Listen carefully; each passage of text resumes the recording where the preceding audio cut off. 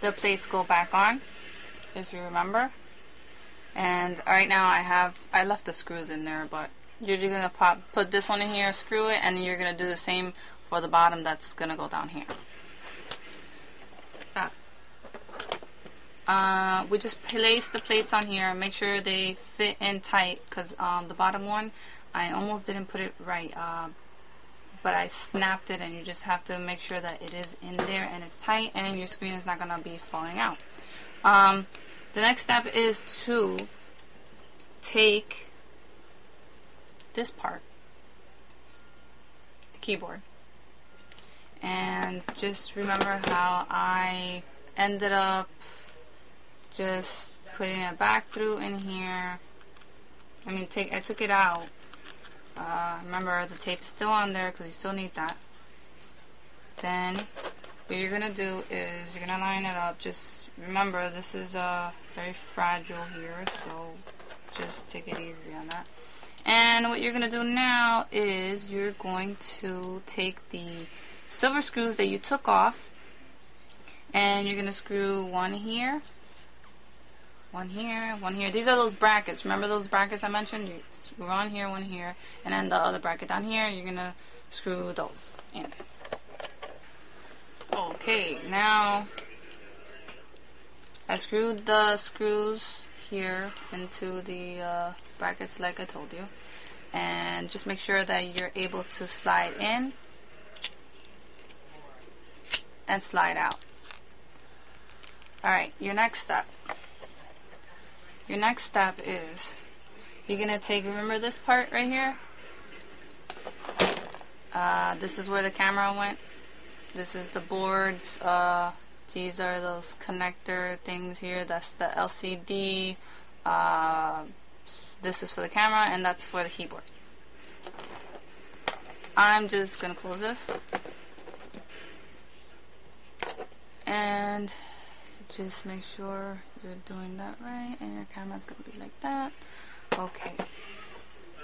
Now what you're gonna do is you're gonna put this back onto here, and you are going to connect these connectors to these here. And remember, this one is for the keyboard right here. This is the keyboard one, which will go right here. And once they are connected and taped, remember it came with the tape. I'm sorry, here we go. Fix this camera real quick. Okay. Remember it came with the tape, so just make sure it's going to be taped on there. Then you're going to put it flat, and you're going to take the 4 screws that you have. They're black. I don't know what color you have, but I have black. You're going to screw 2 on the bottom and 2 on the top. And with a flashlight? Okay, so what I did now is I screwed the 4 screws like I told you. Then you're going to take the case, you're going to put it on here, and you're going to screw those 4 screws in. Then you just put the battery on, and then just see if it worked. Put the cover on, make sure that everything was tight, the screen wasn't falling off, yada yada. Now, here's the test. Let's see if it turns on. Okay, it looks like so far, there you go. Pretty good. Okay, let's zoom out here real quick.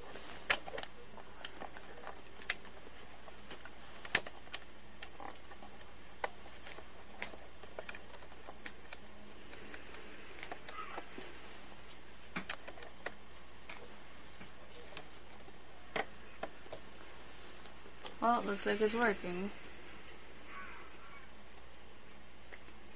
The only thing I can really say about this aftermarket housing is what I don't like about it is the cover.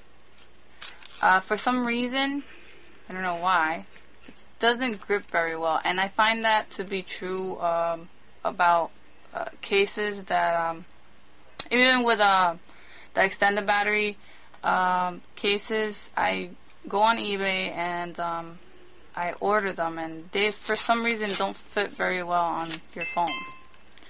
Well, it looks like it's working so far.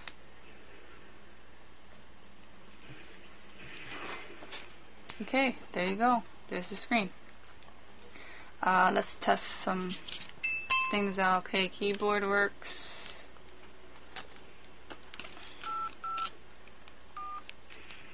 Okay, what I can say is I like the keyboard. I actually like this keyboard better than my original keyboard.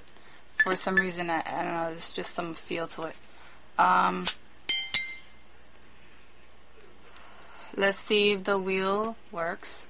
That works. Make sure that all your buttons work. Your OK button, your talk button, your Wi-Fi if you use it. I use it a lot. That works. Just make sure all your buttons work. Your camera. Stop, Rain. Okay, looks like that works. And this button here. That works. And of course my on and off button works. The next thing I have to test is don't forget to try your card slot, your micro SD card slot, and of course just make sure everything works. If it doesn't, I don't know what to tell you. If I can do this, which I didn't know what the hell I was doing, I think really anybody could do it. It just takes patience. I timed myself and it took me 2 hours and 17 minutes to take the guts out and just put the casing around. Another thing I noticed about the aftermarket one, you have here's the original one. This is the original one. The color is a little different there, the Sprint logo. On the bottom, it doesn't say Pocket PC like it does on your original one. And I also noticed that the lighting of the keypad, when I had my original one on, the lights didn't go through the cracks here. I noticed that it does do it on this one. Like I can just see it. That's something that I couldn't see on my original one. But there you go. And if you decide to do this, good luck to you. I tried to find so many videos to do this, but I figured I'd just take a chance, and it worked for me. Hope it works for you. If you remember when I turned on my phone just to see if it worked right after I installed the housing, there was a vibrating sound that wasn't coming out right, so it probably sounded like the vibrator was actually rubbing against the case. This is what I found out. Okay.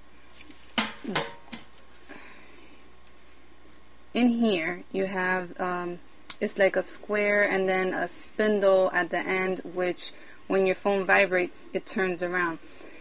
Like I was saying before about aftermarket cases or batteries, whatever you want to say, they really don't fit well all the time.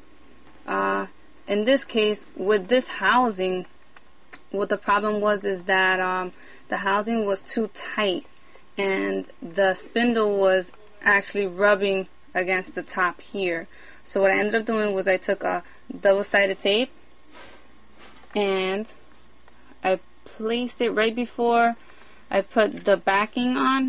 To prove that the vibrator works, I am going to put this on just to show you. I'm going to turn it on.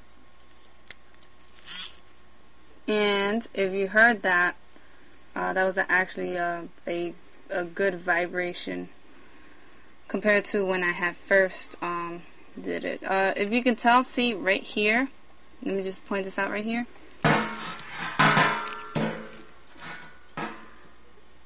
Where the power is, you see this right here? This is actually the double-sided tape that I taped on top, which actually came out through here.